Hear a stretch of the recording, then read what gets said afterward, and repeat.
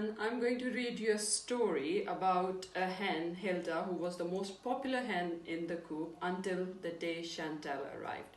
So the story's name is Hen's Feathers by Katherine, Sully and Frank Endersby.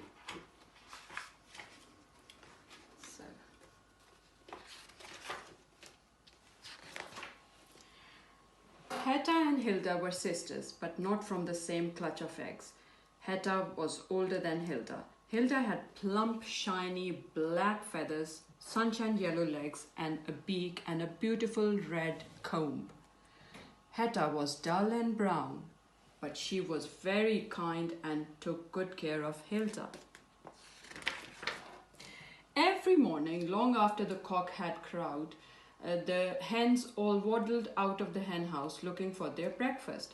Hilda was very popular with the other hens. She was always in the middle of the crowd clucking about this and that. On this particular morning, there was a new hen in the yard. She had fluffy white feathers. Soon everyone crowded around to meet her. The new hen's name was Chantelle. Everyone cooed and clucked. What a pretty name! What's more, Chantelle had won a prize at the farm show. Everyone wanted to be her friend.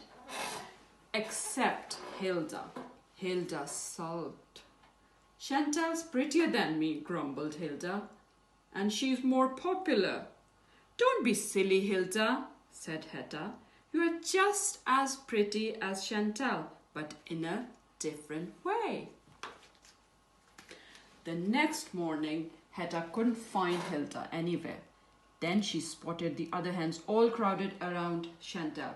She went over to see if Hetta was there.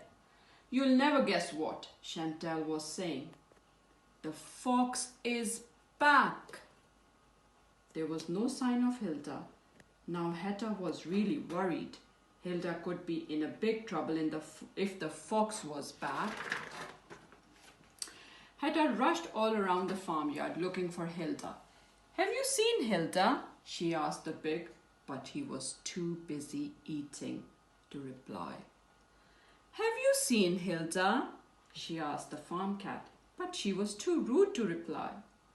Have you seen Hilda? She asked the cockerel. She was around earlier here, disturbing me while I was preening my feathers. Hetta went back to the farmyard just in time to see Hilda. She had cockerel feathers stuck to her head and tail was strutting around the hen coop. Look at these. The other hens were giggling behind their wings. Even Hetta had to admit that Hilda was looking a bit silly. Do you agree? That night in the hen house, Hilda was very cross.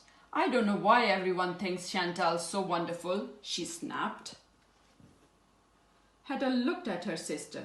Chantelle is a very nice hen, Hilda. Just because her feathers are perfect, grumbled Hilda. The following morning, the hens were all in a flutter. During the night, the fox had been back and eggs were missing. The hens gathered outside the hen house. Hetta looked around. Hilda was missing too. Look over here, called Chantelle. She had spotted cockerel feathers near a hole in the fence. They crowded around, gasping and tutting. It was clear to everyone. The fox had taken Hilda. Oh my God. Let's see what happens next. The hens did their best to comfort Hetta. She was a lovely hen, they clucked. The best sister you could ever wished for. Hetta was heartbroken. Just then Hilda turned up, wearing a peacock feathers all around her. But this time no one was laughing, everyone was cross. I wonder why. That night in the hen house, Hilda was very upset. I just wanted everyone to notice me, she hiccuped. You don't need all these peacock feathers, Hilda, Hedda clucked gently. We all love you just as you are. Suddenly, they heard a scuffling and squawking. Ooh. Hedda and Hilda rushed out of the house to find the fox with Chantelle in his mouth.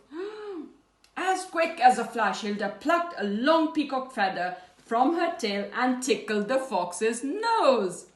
Achoo!